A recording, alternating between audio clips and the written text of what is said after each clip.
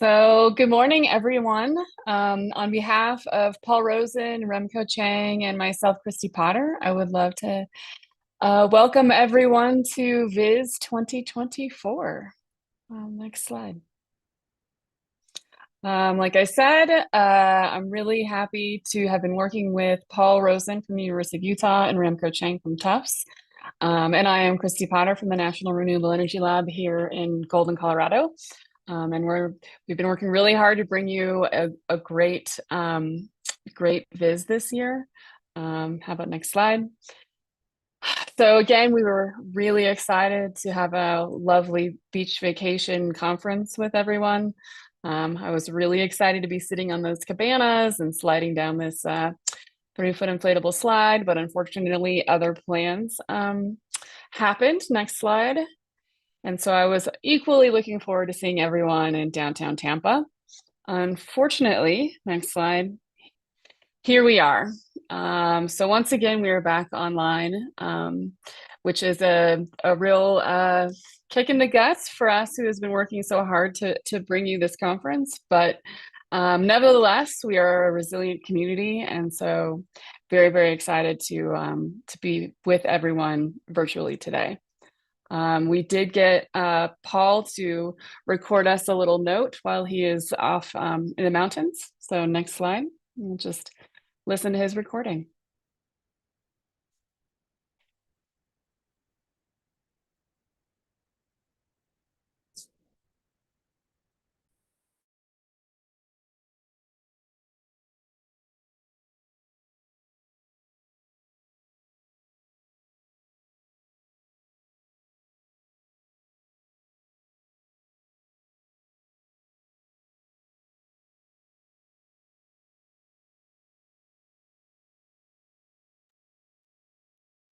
I don't hear any sound. I swear, everybody, we tested this 2 seconds ago.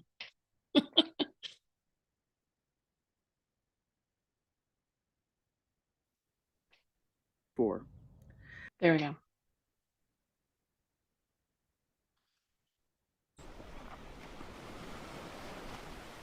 Thanks, Remco.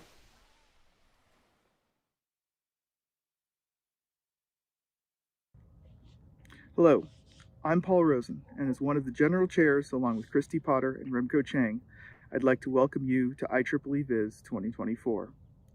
I'm coming to you from the mountains outside of Salt Lake City, far away from where any hurricanes can get me. When I pitched the idea of having this conference in Florida 2.5 years ago, I didn't imagine that when the day finally came, I'd be sitting by myself on the opposite side of the country, but here we are. Christy, Remco, and I spent a lot of time talking about what we wanted our shot at VIS to look like, and this was definitely not it. The last few weeks have been absolutely wild, and we received many notes of support, as well as a few bottles of support. We thank everyone for their encouragement. While it would be easy to dwell on what's been lost, I thought this would be a good opportunity to emphasize gratitude for all the hard work that's happened this year, and to highlight what we still have to look forward to this week and in the longer term for this community.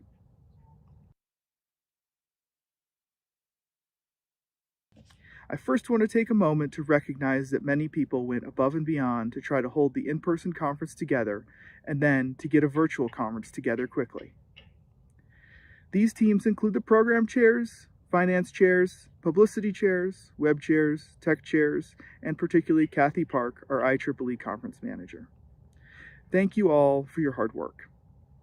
I personally want to thank Christy and Remco for taking the virtual conference over the finish line. More broadly, I'd like to thank our organizing committee members who see to the many aspects of the program. Thank you for all you do behind the scenes. Thanks to our full and short paper program committee members who see to the high quality technical program. Thanks to our steering committee members who help to guide the long-term success of this conference. And thanks to the student volunteers who keep the conference running. A final thanks to our associated event contributors, reviewers, authors, attendees, and other contributors. This conference is a huge community effort, and we couldn't do it without every single one of you. So thank you to everyone. I'd like to thank our supporters, many of whom have been with us for many years. Our Platinum supporter, Tableau by Salesforce. Thank you to Tableau. Our Gold supporter is Autodesk. Thank you, Autodesk. Our Silver supporters are Adobe and Apple. Thanks to Adobe and Apple. Our Bronze supporters are NREL, VRVIS, Databricks, the Ski Institute, and Uncharted. Thanks to these organizations. Additional support comes from Northeastern, University of Miami, CRC Press, Springer, and NVIDIA. We thank you as well. In our effort to reach practitioners this year, we also partnered with the Data Visualization Society and the Higher Education Tableau Users Group, which is hosting a VIS Watch Party. We thank both of these groups for teaming up with us. We hope these relationships continue beyond this year.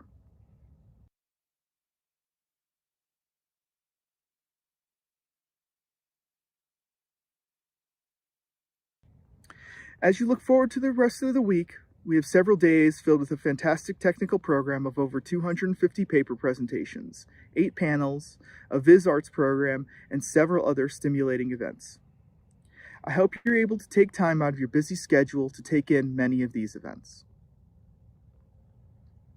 In a few minutes, you'll see our keynote talk by Bill Pike, Chief Science and Technology Officer at Pacific Northwest National Lab, titled Visualization and Viability, the Future of Visual Analysis in an Era of Autonomous Discovery.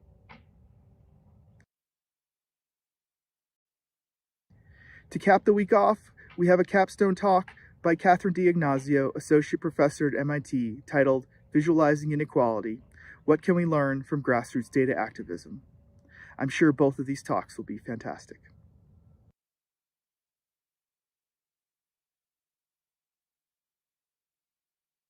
The last 5 years have been challenging for the world, and the last few weeks for our community.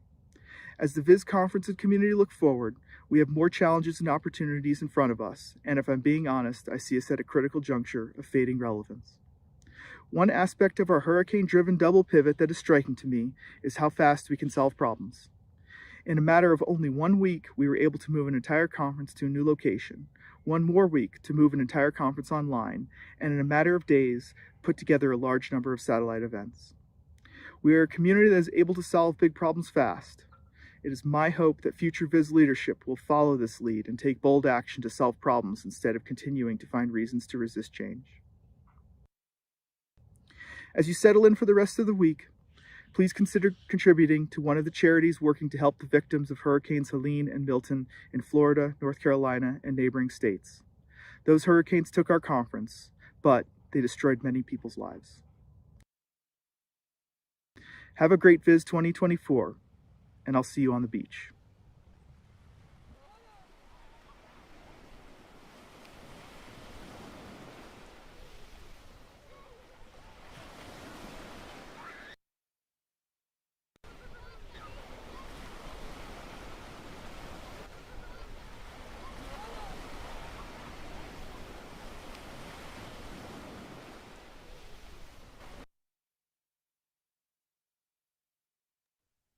All right.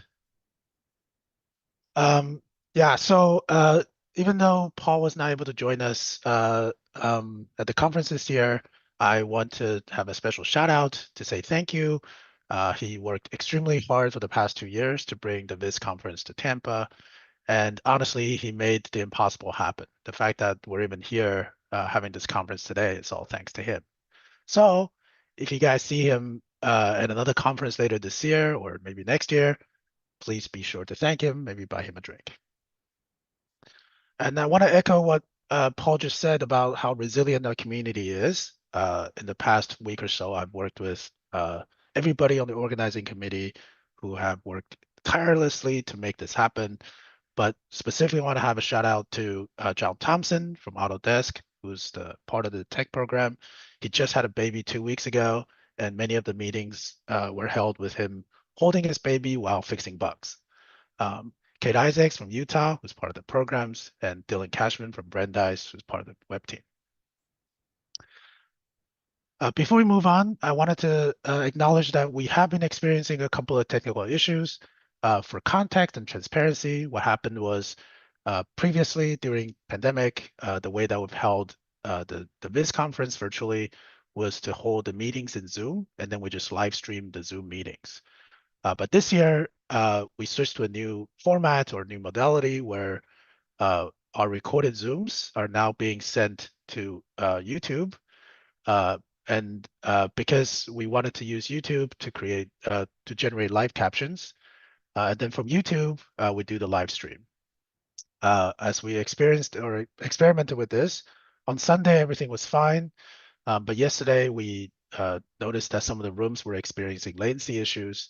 We're addressing these, and hopefully you wouldn't even notice that we have a problem.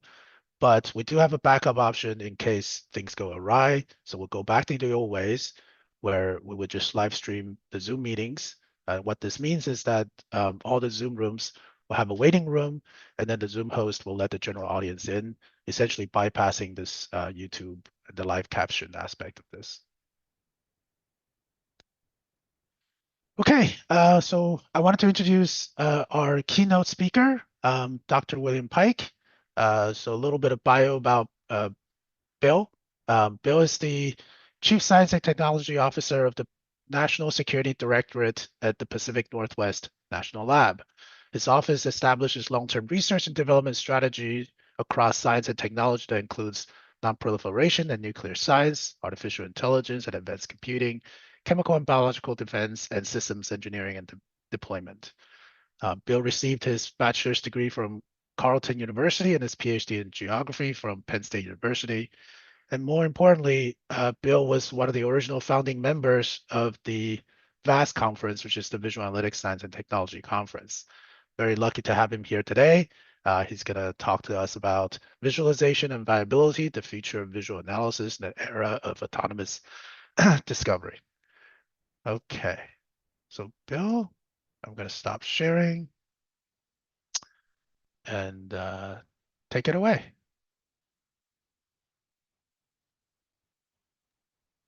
Okay. Well, thank you, Remco, Christy, and virtually Paul for the intro today. Really honored to have a chance to share some thoughts with you this morning. Thanks to all of you who are joining early from the West Coast, but from around the world. I'm really grateful to the organizers for all their work over the past several weeks to adjust, as Paul noted. It's an amazing demonstration of leadership. So thank you for being able to get us all together for this week of amazing engagement. I'm certainly bummed to not be able to see you all in person. Keeping those of you in Florida and other hurricane hit areas in our thoughts, and hopefully I'll get to see you in person next year. As Remco noted, my research career began in the VIS community. Served as one of the general chairs of VIS in the early 2010s. Many of my colleagues and predecessors at PNNL were central to helping establish VIS. Today, my role is a bit different, and I help guide the strategic investments that one national laboratory, PNNL, makes across its national security portfolio, which, as Remco noted, covers a huge range of areas of advanced science technology. I still work really hard to look for the role for visualization and visual analytics across those fields. I guess I still serve as a secret VIS proponent across that portfolio. But in that journey, I've observed some of the successes and some of the challenges of VIS and visual analytics, and indeed going from my own crisis of confidence about the value of visualization to now seeing the huge opportunity in front of us as we enter a new era. So today I wanted to share some insight from PNL's practical experience developing and deploying VIS-based tools over the decades, and share a few thoughts about where we see things headed. So 2024 marks the 20th anniversary of the publication of the Visual Analytics Research Agenda, Illuminating the Path.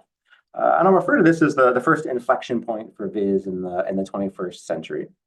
And our focus as a community 20 years ago was really on the future of data-driven discovery, a strong focus on the role of human intellect in that discovery process, and really bringing strong recognition of the needs to include cognitive science, understanding of modes of inference, and analytical reasoning processes, to the practice of data-driven discovery, which was kind of a new focus at the time. But the visual analytics research agenda was also a product of its geopolitical time. The US was a victim of a strategic surprise in 2001, in part due to an inability to extract the signal from data. And the visual analytics R&D agenda was in many ways a product of the post 9/11 reckoning that the US was doing. Certainly not the case that VIS and visual analytics wouldn't be where they are today without that triggering event. But the response to that event strongly colored, for better or worse, the directions that the community took. And that's mainly because the Department of Homeland Security Science and Technology Directorate was one of the major funders behind the work that went into the R&D agenda. And for much of the work in the first several years of major work in the community. Certainly not the only funder, but one of the bigger ones. And the agenda even reflects a very strong focus on counterterrorism when you read it today. Certainly references other applications, but has that strong intelligence analysis focus. And certainly over time, I think we quickly broadened as a community. NSF stood up programs, the EU 7th framework, and so on. But there are a lot of upsides and downsides that single sponsor patronage of our original research agenda. That constraint may have been helpful early on, but I think very quickly became less useful. And as we look ahead to where the visualization community needs to go, clearly we've grown well beyond the scope of that original mission focus and agenda. As we contemplate future agendas, though, keeping in mind that that tied to a singular mission can definitely be constraining. We're in a different era today, though, and a new era calls for, I think, a different agenda. I'm not going to propose the full scope of that agenda today. I think that's the job of the community at this conference, but I'll suggest a few features of that agenda that we can talk through this morning. And this is a really important time for VIS. I think we need to go through another transformation, and the leaders to make that happen are here at the conference this week.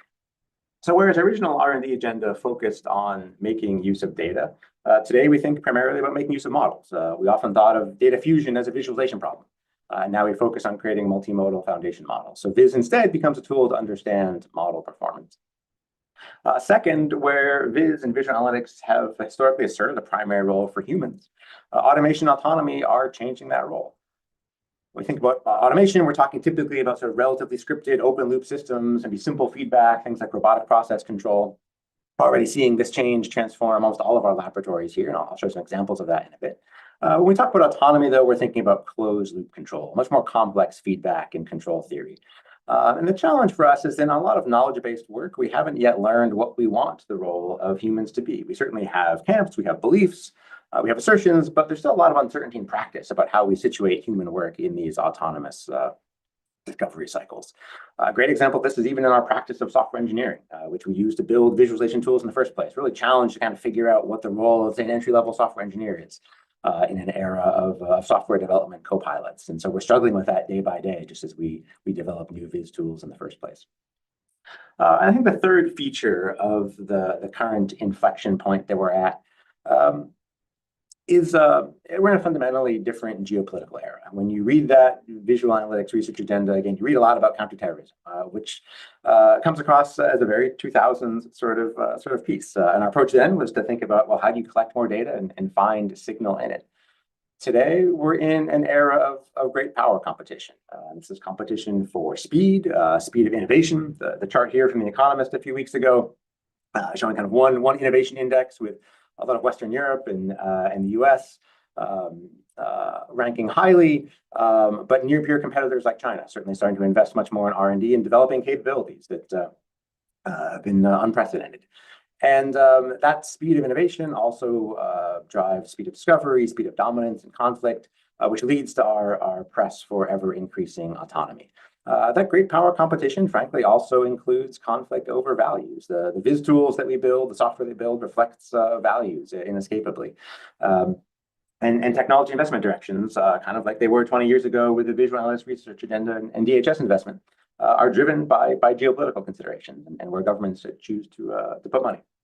At the same time, I think an equally significant change over the last 20 years is just how much industry investment is starting to outpace government investment in a lot of areas of advanced computing and AI, not just in terms of discovery applications and software, but looking at just the amount of hardware investment that's going on. If you add up, all of the the GPU hardware that Meta is deploying, it ends up costing about $13 billion, which is kind of what a brand new aircraft carrier cost the Navy. So you see the private sector making investments that challenge the level of investment that the government was historically responsible for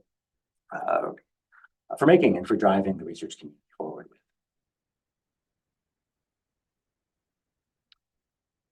So I thought I'd just take a brief moment here to share a bit about the perspective that I bring to this topic. And I've spent my career inside the national laboratory system inside the US. Which is made up of 17 laboratories, and it's the largest basic science research organization in the world, and I think by most measures, the most productive basic science research organization in the world. It's also a very mission-oriented organization, covering not just discovery science, but national security applications, energy applications, like Christie's lab, NREL in Colorado. And the perspective that I share today is like born from that role of labs, often bridging basic research to applied technology deployment. And in the case of visualization, yes, doing visualization research, but often with an eye toward how we use that viz ultimately in the real world at scale to solve mission problems.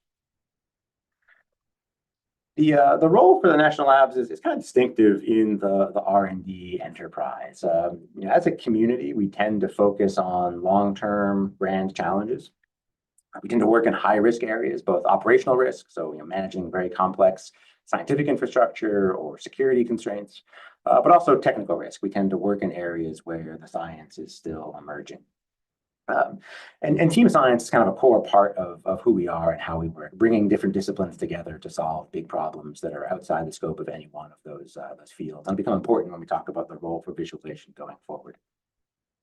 It's also worth noting that national labs are legally prohibited from competing with the private sector. That's a good thing. That keeps us focused on hard, unsolved problems and not just on turning the crank, on delivering existing capabilities that others can do just as well.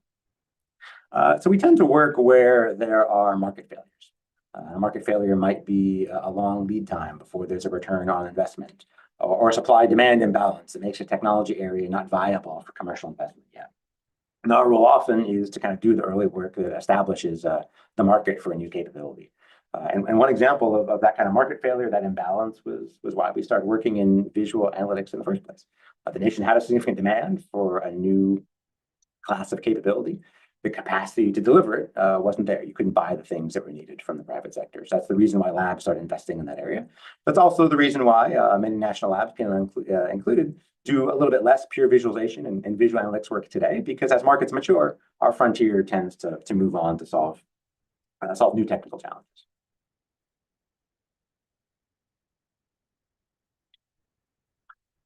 So if we return to this second inflection point that we're at, 20 years after the publication of the original visual analytics research agenda, I think there are several challenges that the Viz community needs to work through. And I'll highlight 3 of them this morning.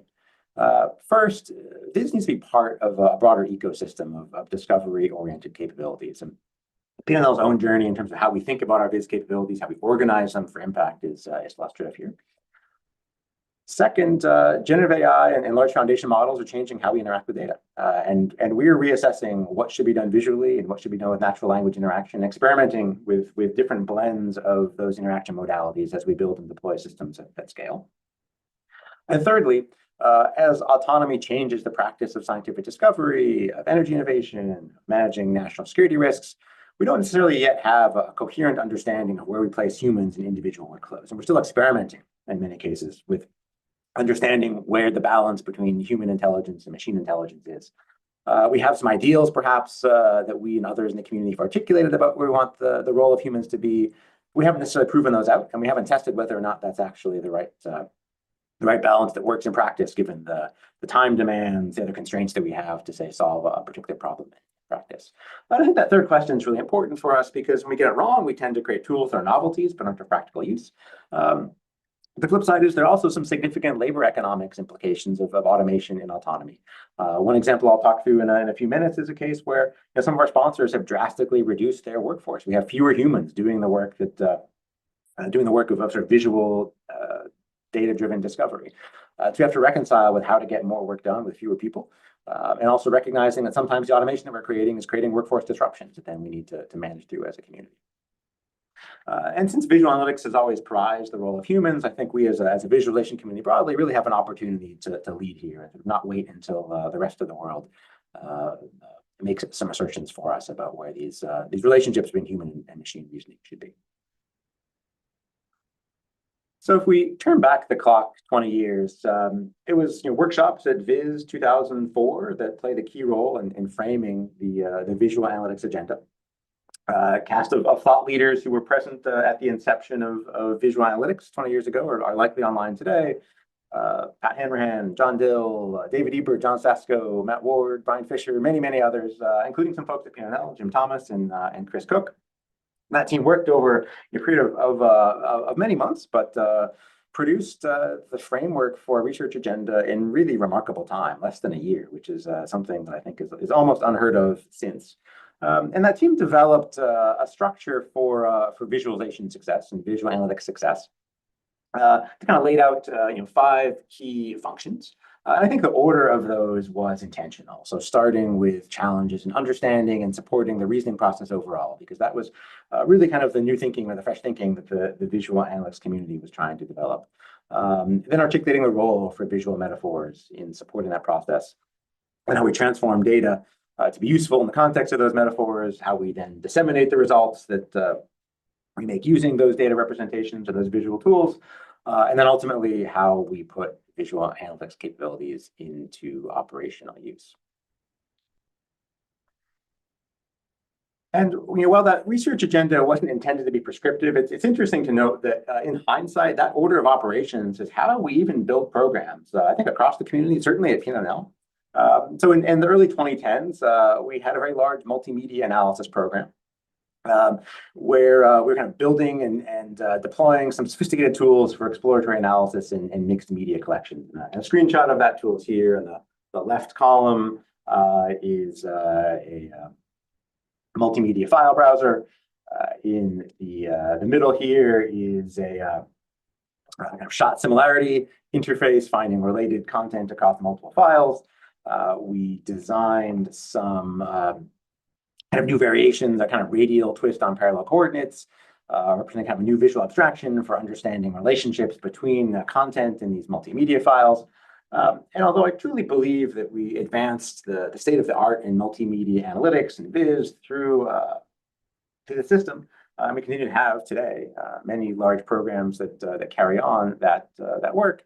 The visualization-oriented system that we originally built ultimately didn't have all the impact in terms of broad deployment and use that it could have. The question is, well, why is that? We did everything right. We did the basic research on understanding the analysis process. We developed some new viz. We developed the data abstractions to fill those viz tools with content, and I thought about how the users would communicate the results, ultimately package it up into software and ship it. The challenge is that that's often not how development and deployment of effective tools works in practice. And one reason for that is that to have impact in a user community at scale, we also need to have people adopting the techniques that we're developing. As adoption grows, market can develop, the capabilities then can be part of commercial offerings, and as a national lab, a research community, we move on. And in most fields, whether it's analytics tools to support discovery in the science lab, or the operation of the power grid, or intelligence analysis capability, there's always an ecosystem of capabilities that need to be connected, from the underlying sensing platforms at the left-hand side of this chart, and what generates the data in the first place, to all the intermediate computing infrastructure for data processing, to the human interfaces. This is kind of one notional collection of enabling capabilities, but tends to be kind of how we architect large-scale visual analysis systems at the laboratory today. And because scale is critical, we're increasingly cloud-centric. So there's a lot of significant third-party infrastructure required to deliver viz at scale. The blue things on this chart, from data collection, feature extraction, resource management, model monitoring, serving infrastructure, all things we typically get from third-party hyperscalers, cloud providers. Edge processing, though, is also increasingly important, so often developing custom hardware to be able to bring processing and analysis closer to the time and place of data collection, to be able to drive some of the autonomy and actuation that I'll talk about in a second. The areas where we tend to still do R&D as a national lab and as a community are those shown in purple, often kind of at the front end in terms of data collection infrastructure. a lot of kind of wraparound services to develop new models, to do kind of real-time model tuning, and then to be able to ultimately build VIS interfaces. What's interesting is that, even though AI and ML are kind of transforming all of the work that we do, and every system we build today is ML enabled in one form or another, the ML code itself is only about 5% of the total system, the kind of very small purple square at the center of this diagram. So by lines of code, the actual kind of a bit of AI magic behind these tools is really small. Most of the work really goes into all of the supporting infrastructure that's required to be able to get these tools to operate effectively at scale.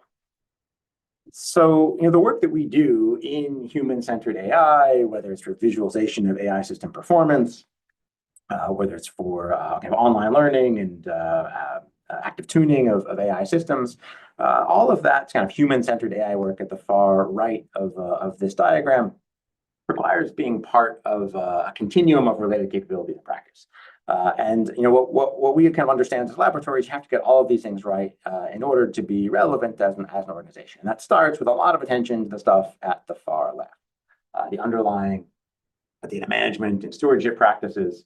As you move right, then the attention to the compute infrastructure we're running on, processes for developing and fine-tuning models. If we go back to that multimedia analysis system of ours that I referenced earlier, one reason that it failed to take hold in the way that we'd hoped was that as a research effort, it really focused on the elements in the far right of this diagram.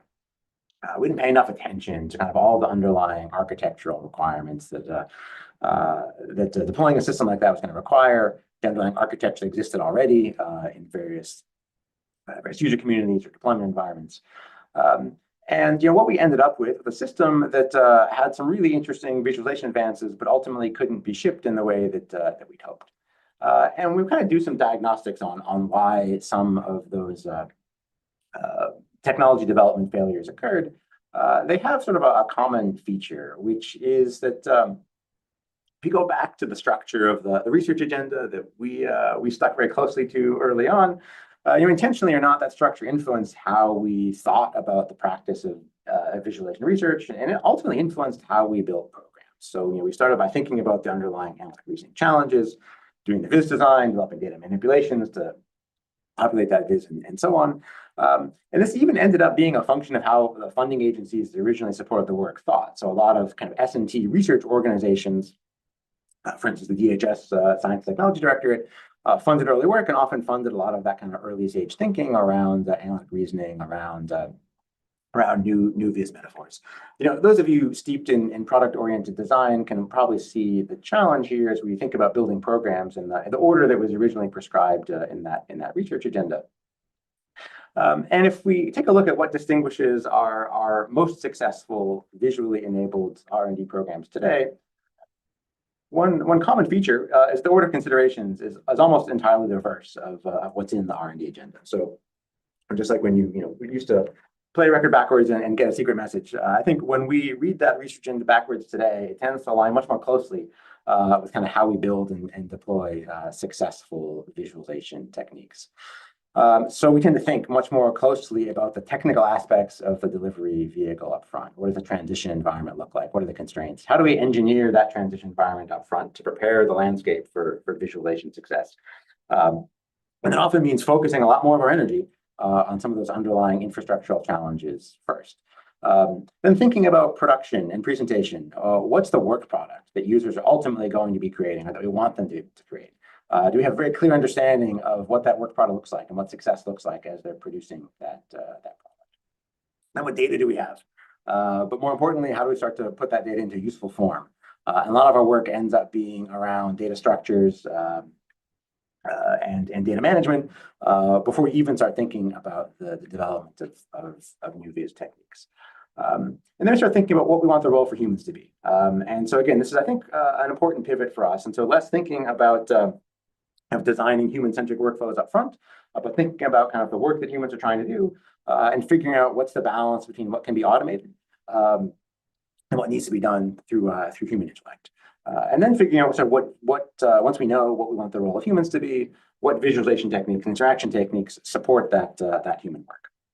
At that point, we can take a step back and kind of look at the overall reasoning flow, go back to that science of analytical reasoning, and start to think through now, how do we balance humans and automation, and kind of iteratively tune up steps 1 through 4 in response. But again, up front, there's a huge amount of focus on kind of building out that enabling cloud and data management infrastructure, the analytic services, data pipelines that need to exist so that we can do all of that future work.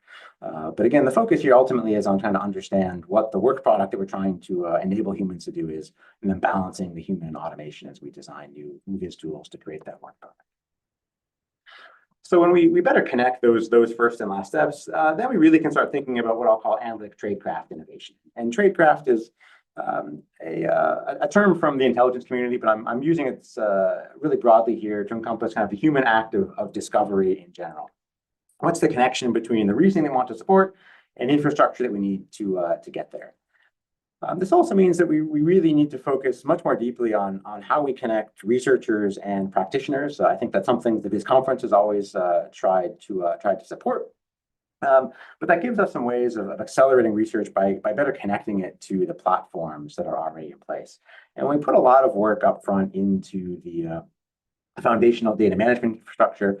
We also get to the point where you have something almost looks like a user facility. And in Department of Energy lingo, a user facility basically is some infrastructure that exists to support the scientific community. Think of things like big accelerators and the kind of scientific infrastructure that costs billions of dollars, and you really only need one of inside a country, perhaps, for all of the research community in that country to use. So we start thinking about building data management platforms to support visualization to kind of have that same flavor of being a user facility. Let's get all of that underlying infrastructure at once. That's a way of accelerating the innovation process. So now folks who are bringing new VIS tools, new AI tools to the table don't have to repeat the process of building all of that infrastructure, but they're also able to very quickly jump to working at scale and being able to build capabilities that can be deployed much more quickly, because we're not trying to ship an entire system that supports both data management and visual analysis end to end.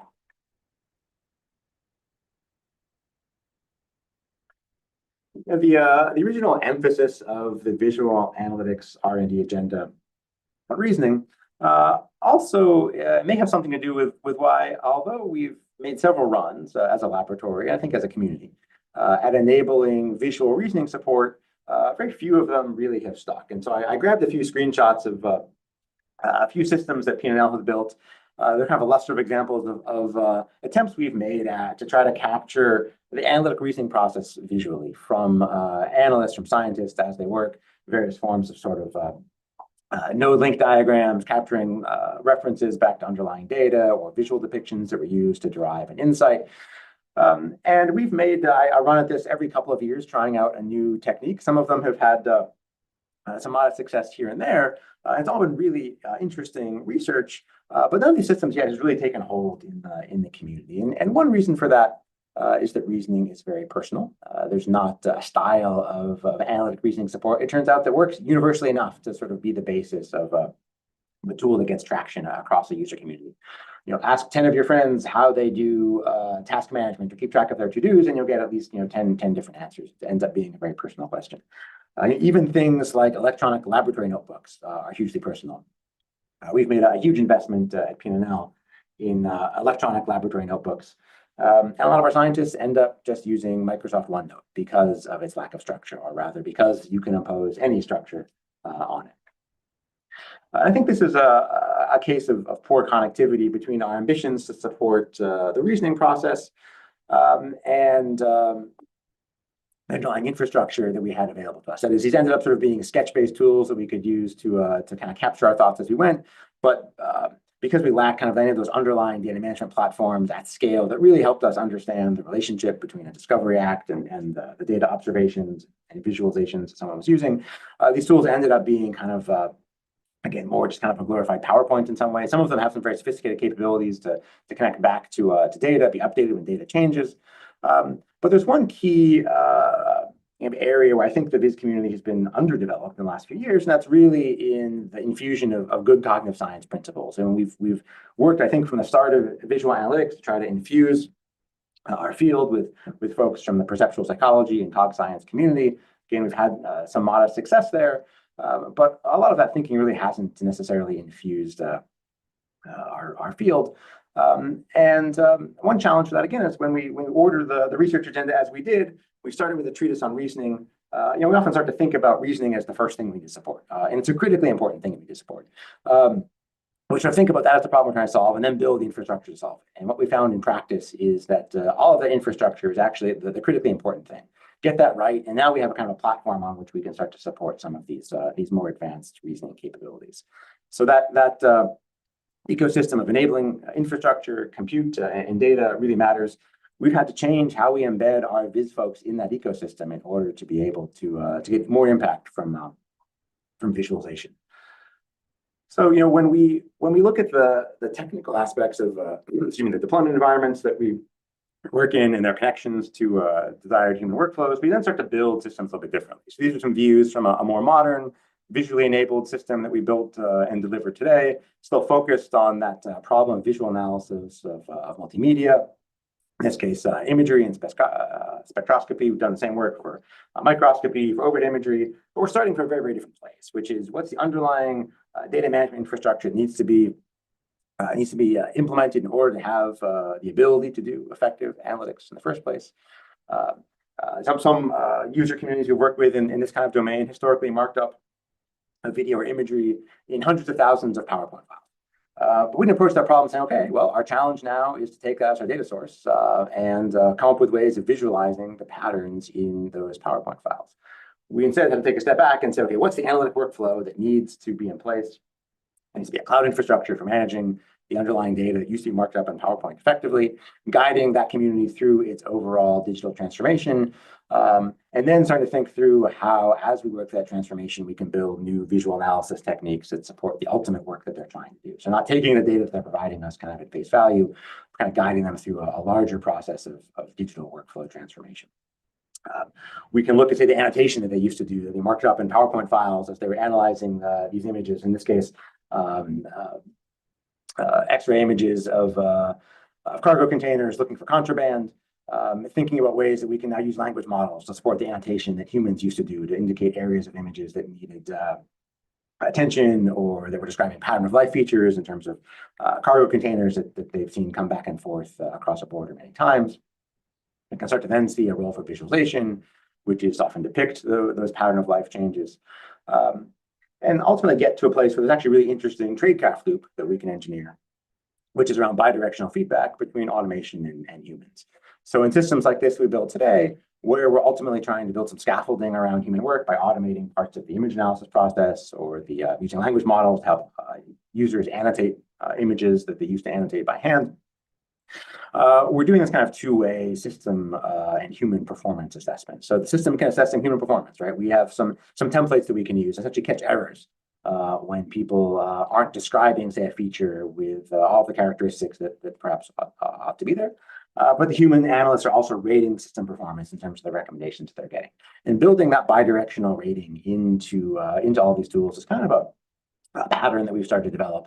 It's a critical way to start to develop trust and transparency between humans and automation.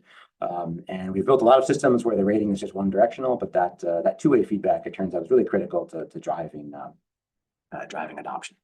And tools like this are also wrestling with some challenges to visualization because of the implications that automation has on our workforce. So we're finding a lot of cases that as we deploy more automation, our user communities are able to reduce the size of their workforce, or they're already struggling with workforce reductions, and the automation they're building is simply helping them get the same amount of work done, the same quality they used to have. But we're also discovering that that's some implications of how we design visualization in the long run. And I think the Viz community as a whole kind of needs to sort of reckon with some of those workforce changes that automation is bringing to different fields, thinking about in particular those fields that are being rapidly disrupted by automation. Certainly software engineering is one of those. Lots of language-based fields are being disrupted as well, and sort of help guide those domains into what we think the right blend of human work and automated work should be.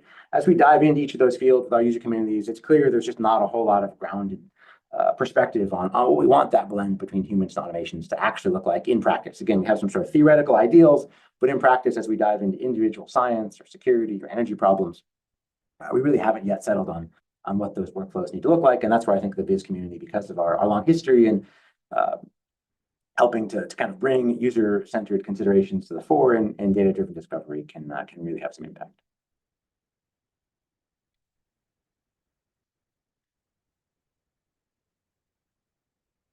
So in recognition of this sort of pivot in terms of how we think about building and deploying the VIS-enabled tools, we've actually reorganized at the laboratory how we manage our analytics staff capability. We used to have a visual analytics group, and I led the visual analytics group here for a few years. And that contained kind of the full stack of capabilities needed to build and deliver VIS tools. So user research, user experience development, VIS design, UI development, software engineering, project management. And the challenge is that kind of as we grew in our competence and our size, we discovered that structure didn't really succeed in the long run. In the end, we found that we were sort of branding around one aspect of a technology rather than around kind of the broader mission or discovery problem that we were trying to address, and then organizing an ecosystem of technologies to address it. And we also observed that VIS researchers and data scientists overall really need a strong amount of domain affinity in order to be successful. And in almost all of our programs, our internal investments today, we work really hard to build these sort of data science or VIS and domain science partnerships. So in the figure here, we've kind of evolved how we structure our staff divisions to contain VIS capabilities and data science capabilities to include, four main ingredients.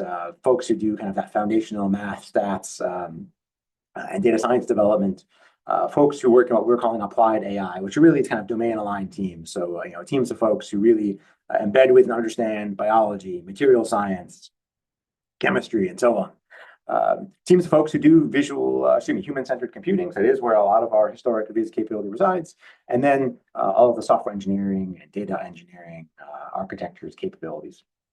And what we found that we end up doing is not branding our capabilities as visual analytics per se, but really focusing on sort of these long-term analytic workflow challenges, focusing on how we bring humans to automation together to solve these grand mission challenges, where visualization and visual analytics are a key component of the solution, but not the whole solution itself. And so it's a kind of subtle change. It does mean that we often don't have sort of visual analytics as the top level branding for the work that we're doing, but it ends up becoming the sort of integral part to the recipe that we use to kind of bring together all the staff that are needed to deliver these capabilities at scale. So the second feature of the current inflection, it's around the roles of visualization and natural language as interfaces. And one driver for these changing roles is the time demands associated with managing complex dynamic systems. We're increasingly trying to shorten feedback loops between data collection and action, do more AI analysis at the edge. So one example, say in managing the power grid, we're moving from a model that was somewhat deterministic, fairly predictable, to one that's much more variable. And we have to make decisions in a much shorter time frame. So just to illustrate that, on the left-hand side of this diagram is showing kind of how power historically flowed from where I live in the Pacific Northwest, where there's a lot of hydropower, to California, where there is a lot of power demand and considerably less generation. And that over the course of a year in 2016, you saw that on balance, power uniformly flowed across the California-Oregon intertie from the Northwest down to California. We engineered the system to behave this way. It was predictable, and we knew how to manage it in that context. You fast forward, though, to more recent times, and in 2023, there's a lot more variability, right? So we see power flowing south to north as much as we see it flowing north to south. And that California-Oregon intertie flow is now reversing in ways that was never planned for. And that's partly because of energy generation variability. Integrating renewables onto the grid carries a lot more challenges in terms of the inability to store energy at scale, for instance. And what this also means is that managing the grid is becoming a lot more complicated. We need to make decisions much more quickly because we have less inertia, kind of inertia that comes with big rotating power sources. Hydro turbines are a good example. So in kind of helping grid operators, in this case, manage a lot of these much shorter term or highly variable power flows, we need to think very carefully about what we can call interface efficiency, right? The most parsimonious way to perform a task in a time-bound environment. So grid operators manage the flow of electricity from generators to substations, often need to make quick decisions when there are disruptions, like from storm, or equipment failure. Typically using data from regional grids, using visualizations of which power producers are generating how much energy, where it's flowing to, kind of like on the right-hand side here. And while VIS is an effective way for them to understand that performance information, complex visual interaction really slows down the process of decision-making. And we've kind of come to that recognition with a lot of human factors work that we do in kind of operational grid control center here at the laboratory. So increasingly we want the interaction with complex grid information to come in as quick and natural form as possible. So we've developed Exago, the exascale grid optimization platform, which solves some large-scale nonlinear power grid optimization problems on the world's largest supercomputer, Frontier, at the Oak Ridge National Lab. So billions of variables, hundreds of thousands of scenarios with all the uncertainties that come with things like wind generation and solar built in. And they can execute these really complex simulations in less than 20 minutes, which is critical because typically a lot of our grid operators are working to about a 30-minute timetable to able to make decisions in response to changing dynamics. So the challenge with a complex simulation like this is in the built interface that allows operators to quickly mine that simulation for options. So to go along with Exago, we've developed ChatGrid, which is a tool that supports natural language interaction with these very complex simulations. In this case, operators still making decisions. We're just trying to speed up the process of gaining information used to make those decisions. So simply trying to figure out, where do I have generation capacity? Where are things flowing to? If I need a certain number of megawatts going to a certain area, where can I find that? In this case, again, the operator is interrogating the system through natural language, and ultimately doing this through, say, speech to text. So as they're thinking and as they're kind of articulating their train of thought, we're providing visualizations that help them understand what options could look like to solve some of the challenges that they're working on at the moment. And historically, over the last couple of years, we've seen the rise of large language models. We often use LLMs as both interface and knowledge base. We kind of conflated them for that reason. We increasingly use large language models here, though, as the interface to an underlying ensemble of models, which may not and often aren't generative AI models at all. In fact, in a lot of cases, they shouldn't be, right? We don't use large language models to do mathematics. We use numerical algorithm simulations. So we still have a lot of work to do on assuring that the language model performance that we're using as interface to these models is accurately reflecting model performance and it's being translated into effective queries of that model. And again, there's really important VIS there, a role for VIS here in doing some of those diagnostics. And we see more of that coming, and I'll talk about some of those diagnostics in a second here. So if we move from understanding dynamic systems to controlling dynamic systems autonomously, we see our laboratory moving very heavily into being a fundamentally AI-oriented, autonomy-centric lab. That's ultimately how we increase the pace of innovation. As I mentioned, though, this again challenges how we think about the role for humans in automation. So as one example of that transformation, we've been developing a family of advanced manufacturing techniques called solid phase processing. And as that name suggests, we're working with materials in a solid phase. So the instrument shown at the top left here is what's called the shape machine, shear-assisted processing and extrusion. It's a capability that we've been inventing and partnering with some vendors to manufacture. And essentially what it solves is one of the core problems that comes with creating new materials, which is that if I'm developing new alloy, melt is extremely energy intensive, for one, and it's also very hard to control microstructure formation. So you want to be able to work with materials in the solid phase, being able to manipulate microstructure very precisely, where we can use, say, just friction to manipulate a material without having to melt it and recrystallize it. So the simple demonstration here is, aluminum cans come in one side of this machine, automobile parts go out, nothing is melted in between, but we're still able to very precisely predict and control material properties. And we do that by trying to connect the processing parameters to the material properties that we want. So the upper right graphic here kind of shows how this tool works in practice. Essentially, the green tool is rotating, it's moving along a workpiece, and there's this affected zone underneath the tool where through heat and friction at very low heat, we're able to both initially strain the material, kind of shown here in the bottom, taking an as-received material, very coarse grain structure, straining it, recrystallizing it, and ultimately controlling the crystalline structure of that material very, very precisely. Until recently, we would typically explore the relationship between the process parameters and the material properties you wanted through post-processing visual analysis. So you'd run a piece of material through a system like this. We would do, say, hardness testing. We take a cross-section, like what's shown in upper left here. Through that cross-section, then look at micro hardness zones, and kind of you see the harder regions there in shades of yellow and red, the areas under where the tool is working. We do a lot of computer vision work, scanning electron microscopy, both automated computer vision segmentation of crystal structures, but also a lot of visualization tools to do human-driven characterization. The challenge is that all of those techniques are destructive, so they have to be done post-hoc. You have to take the material out of the system, take it apart, you analyze it, you understand some connections between process parameters.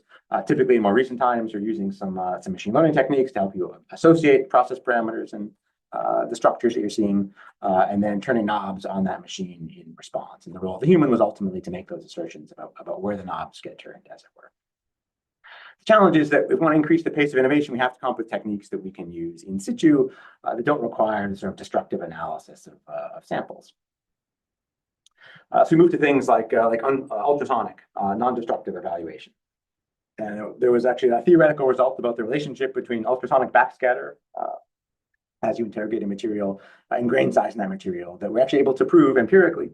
In this case, on the right side here, you're looking at kind of a cartoon showing an ultrasonic probe moving along as this tool is moving along the material, probing the material ultrasonically when we're using backscatter to make some inferences about grain size. And we've been able to demonstrate that using this technique, we can predict grain structure very, very precisely. What that allows us to do is manipulate the speed, the parameters of that machine as it's working, testing the results of that processing as it's happening in real time.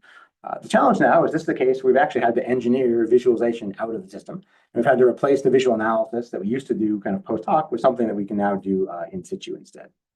That said, though, it's really important for VIS researchers to stay really close to these kinds of problems, helping to move visualization onto the control loop for systems like this. So increasingly, a lot of our work in visualization is moving away from visualizing the material under study, the data under study, and more about visualizing the behavior of the complex systems that include the inputs and outputs of a control loop. So you end up seeing a lot of our laboratory starting to look like what's playing on the right-hand side here, which is a lot of integration of robotics for open loop automation, where there's some limited feedback between an actuator and the thing being acted on, but increasingly a lot more closed loop autonomy being built into these laboratory environments, where we're using machine learning to be able to understand the associations between, again, inputs and outputs in a complex system, and then using that to allow a system to automatically refine its behavior over time to get us to the outcome that we're looking for, which could be new materials, it could be for drug design. But that process of precision discovery, design, and control ultimately, forces us to work with systems that are in non-equilibrium conditions, meaning that they're evolving over time, both spatially and temporally non-uniform. So as we move toward closed loop automation in more context, VIS becomes a really important diagnostic tool to help us understand the relationship between inputs and outputs. The challenge here is that visualization often can be ephemeral. We're kind of using it, again, as that diagnostic tool to help tune up this automation or autonomy workflow, but then become something that kind of, once we've established that behavior, we've calibrated it, often the VIS is then kind of engineered out of the system. But there's really a critical role, again, for those VIS researchers to play in helping us kind of design and calibrate this automation in the first place. And I think that work continues for many years here. So as an example of where we're working to close these feedback loops, there's a technique that's widely used in semiconductor manufacturing called molecular beam epitaxy, basically used to deposit single crystal thickness, very thin layer films. It's an imaging technique called reflection high energy electron diffraction, or RED, that's used to examine the surface morphology. So from a deposition stage in this far left here, to an imaging technique that allows us to look at the structure of the film that we're depositing.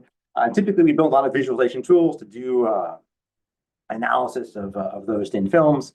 A human would perform visual analysis, understand how the deposition was occurring, and then turn knobs on the MBE system itself below in response. And again, if we're trying to move toward more automation and autonomy in our laboratories, we are trying to move away from that synthesis paradigm that's highly manual, kind of relies on operator expertise and intuition, and instead trying to connect deposition parameters with some in situ probes, and then the thin film outcomes that we're looking for. Challenge there is those relationships are complex, they're not intuitive, so a lot of human analysis used to go into that process. So what we end up trying to do is use visualization tools to help operators understand the performance of one of these automated systems. So in this movie, we're looking at some automated analysis of these read images that are coming through in real time, actually fairly slow, so kind of amenable to some basic human loop automation because they come in at about 1 Hertz. We're doing some classification of those images from understanding, looking at the substrate in orange here in bottom left to the film that we're depositing in green toward the top right. Doing some automated what's called change point detection. So when the structure of that film is changing into some of the qualities that we're looking for, essentially using visualization tools here to help the human operator understand the decisions that the automation is making about when to change parameters in the deposition system. So historically, a lot of this viz would be used to look at the actual image content itself. Increasingly, we're using these viz tools now as a diagnostic to help us understand how the performance of that automation is performing. But this connects back to the need for viz to be part of an ecosystem. We know a lot more of our viz researchers working with automation engineers, with instrument developers, where a lot of our viz folks historically were kind of working at kind of the tail end of data collection. So the system has been built to collect data, to manage it, and now my job is to sit in front of that data set and build new visualization tools to analyze it. We're trying instead to get kind of our viz researchers and developers to be tightly coupled with these automation teams, so they understand the behavior of automated systems. We're building some of those techniques into instruments themselves. They're helping to design the human robotics and human automation workflows in the first place. So moving a lot of that viz work to being really at the front end as we're thinking about the automation itself.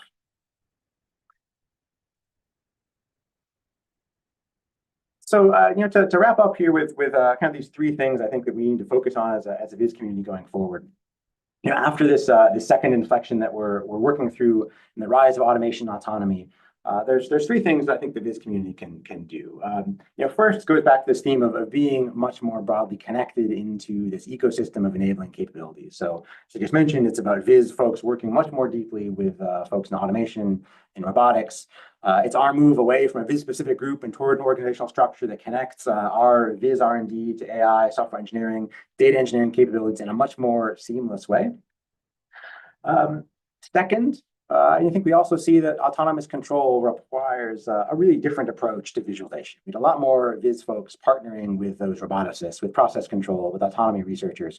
We're trying, again, to move a lot of that viz research to be very close to the point of data collection now. Instead of viz being at the end of a process, we're trying to sit down very early on, engineering what we believe the right role for humans needs to be in an automated workflow, developing the viz tools to support that, but making sure that we're not treating viz as sort of the end result of a process, but as part of the design of automation in the first place. And then thirdly, I think the viz community really can lead in helping to develop a coherent theory of human and machine reasoning. Again, we have some ideals, but we haven't really tested out how those ideals work in domain application after domain application, whether in the science lab, in the grid control room, in the intelligence analysis context, and so on. Many of the folks on the call today are working on that problem. But the role of analytical reasoning, of cognitive science in viz hasn't developed, I think, as richly as we'd hope. We don't have necessarily the practical guidance that we always need to be able to engineer these human-machine workflows effectively. I think we're observing the risk that autonomy and AI are kind of taking the oxygen out of the conversation around reasoning. We want to make sure that our viz folks are part of that reasoning conversation from the very start. What's the role for human reasoning in an operational environment from the beginning? So I want to wrap up just by thanking a number of folks at the lab who are kind of critical to all the work we're doing, and some of whose work I shared here. And there's many folks on the call as well from other institutions who are working in similar areas. And thanks to all of you for the progress that you're making. I'm really optimistic about the role for VIS going forward. Again, we kind of went through as a laboratory our own crisis of confidence, trying to figure out why some of the VIS capabilities that we were trying to build and deploy weren't having the impact that we'd hoped. Re-engineered how we build our VIS teams, thinking much more carefully about automation from the start. I think we're seeing now this renaissance, a new era opening up for how we use VIS to really be in the driver's seat in terms of thinking about the roles for humans in autonomous workflows. So with that, I'll thank you for your time. I think we have a few minutes for discussion going forward, and excited to hear your thoughts and keep engaging over the course of the week. So thank you. All right. Thank you, Bill. So we do have, thank you for that great talk, by the way. I personally just have a ton of questions. I wish I could sit down with you and chat more about this, especially with the reflection of 20 years of visual analytics. But right, I think my question can wait. I'll read some of these questions that the audience have put up on Slido, just kind of going from the top with the most number of thumbs up. So the first one is, what would your elevator pitch be for getting funding from funding agencies for VA? It seems that they focus their spending more on ML and AI these days. Do you have any thoughts about that? Yeah, so I think it goes back to really trying to respect and assert the role for humans in the work that those funding agencies are trying to support. And I'll admit that if we start sometimes with the V word, we can stumble. The visualization word. I think if we start with the H word, the human word, we find ourselves in a much more effective place in terms of kind of convincing funding agencies, whether basic or applied, to support visualization research.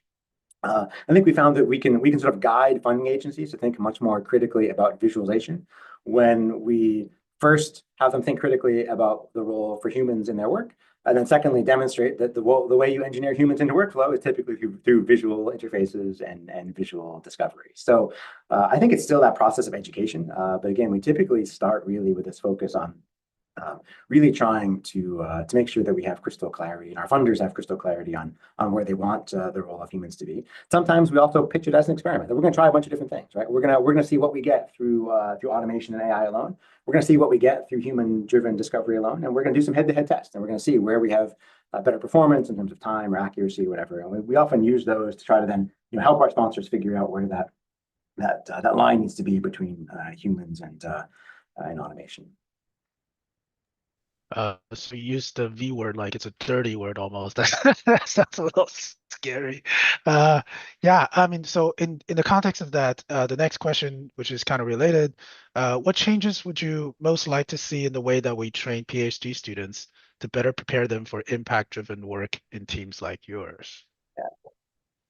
Yeah, so I think the answer to that kind of goes back to this notion of kind of working in a broader ecosystem. I think when we see VIS as being this phenomenally effective component and a critical component of these kind of broader analysis workflows.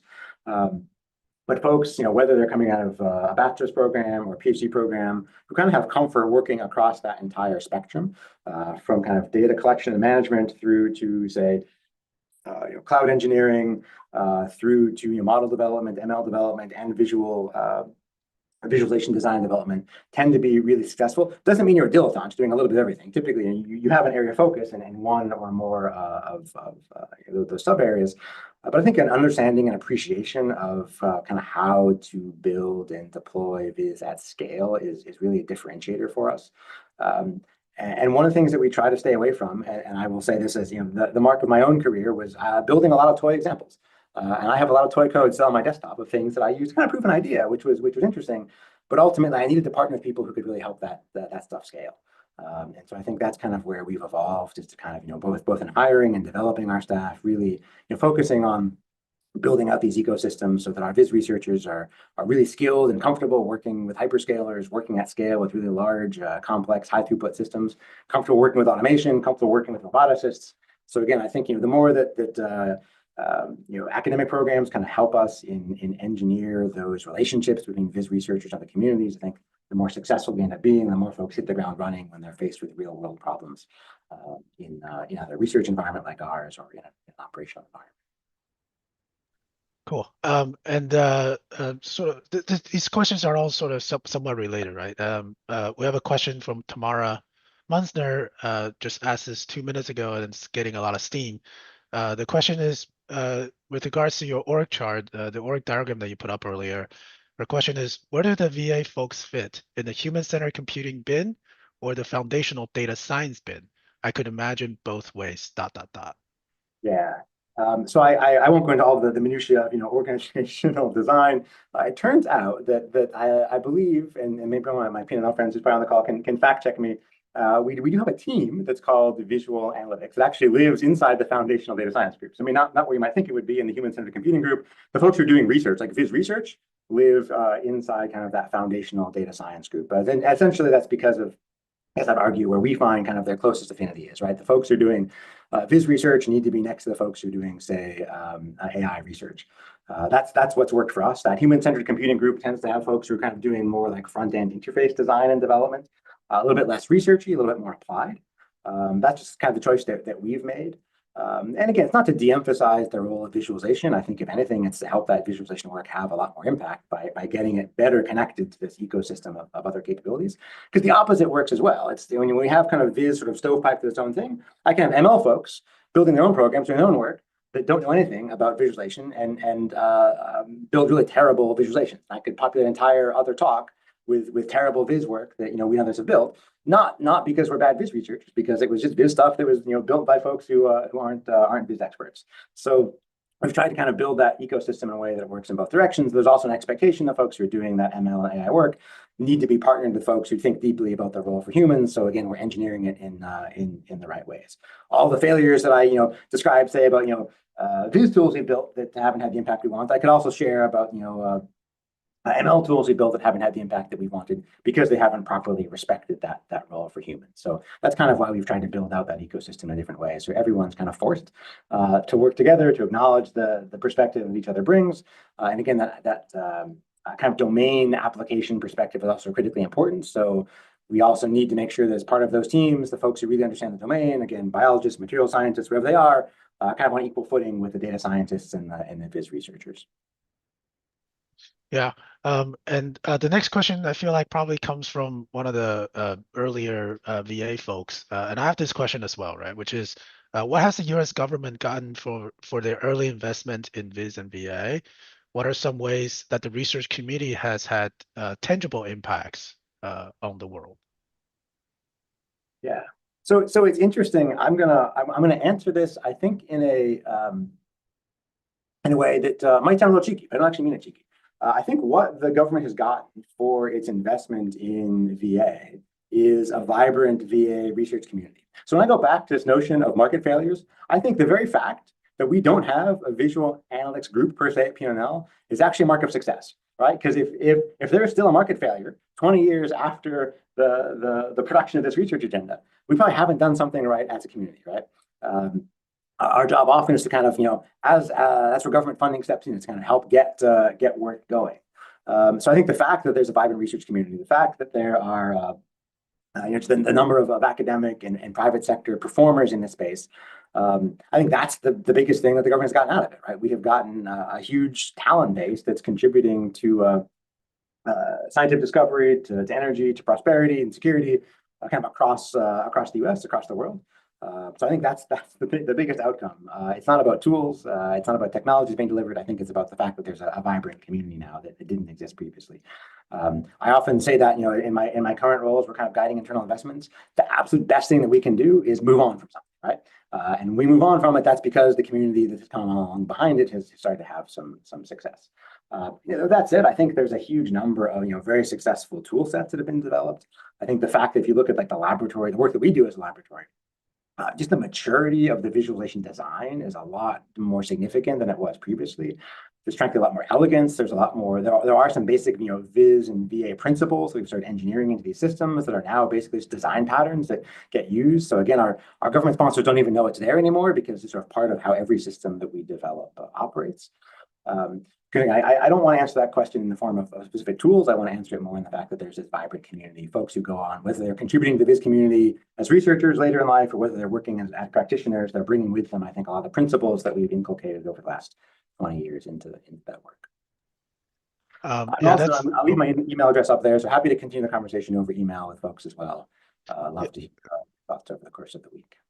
Yeah, so I think we'll get auto shut off in about 5 minutes. But I wanted to squeeze in the last question that people seem to be very eager to ask you, right? Because you're describing this sort of we're being crushed by our own success, so that we make ourselves obsolete in a way, right? That there's no more really a VIS team because we're successful. So with that, the next question is related. The question says, this talk seems to describe the diminishing role of visualization, and within that, the diminishing role of the human reasoning and analysis. It's not quite a question. I think it's more of a comment, but do you want to speak to that?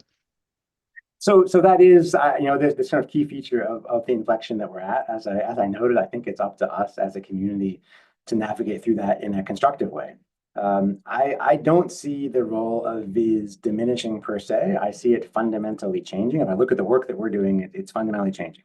That fundamental change is away from sort of VIS as a tool for data-driven discovery and toward VIS as a tool for understanding, controlling the performance of complex autonomous systems. And that's a pretty significant change. In fact, the VIS tools that we use are fundamentally different in that case. So I don't think it's the case that VIS diminishes as a field. I think we have fewer practitioners using VIS. So I might not be deploying a tool right now that's ultimately going to have a visual tool is ultimately going to have 10,000 people using it. I might be building a tool that's going to have a smaller number of people using it as they're developing and designing an automated system, monitoring the performance of the automated system. We're ultimately getting the same amount of work done. So my user base, I guess, is a little bit different. Perhaps in some contexts that user base is smaller. We think about VIS sort of as a calibration tool, but it's no less impactful. I think it's actually in many ways more impactful because I'm actually really helping to engineer the role of humans into these complex workflows in the right way. So I don't mean to be despairing at all. Kind of quite the opposite. I'm really optimistic, partly because I've never seen so many unsolved challenges before. I was frankly getting kind of bored with the sort of exploratory visual data analysis work that we were doing. It's like we are out of visual metaphors. There's, how many more applications of kind of the known VIS things that I know how to build can we do? Like, okay, you brought me a new data set, a new question, but if I can kind of pull things off the shelf and kind of build you a visualization system, answer that pretty quickly, not a whole lot of research interest there. Right. So I'm more excited by this whole class of challenges in sort of building and tuning autonomous systems, getting this blend between human activity and machine activity automation, right?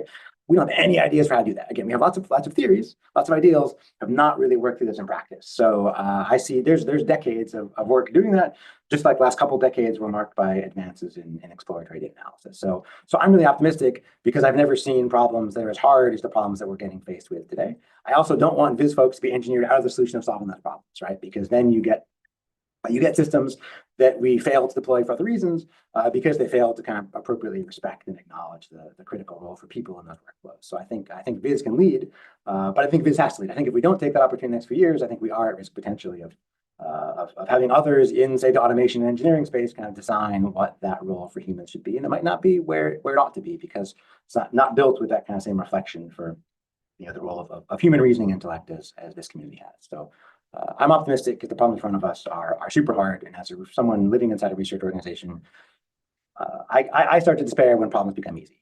The fact that we have hard problems in front of us makes me optimistic. All right. Thank you, Bill. So with that, I think we're going to wrap up. So thank you again for a great talk. And for the rest of the audience, we have a break coming up, and please be back at 10:15 for the VGTC Awards and the Best Short Papers. All right. Thank you, everybody. Bye.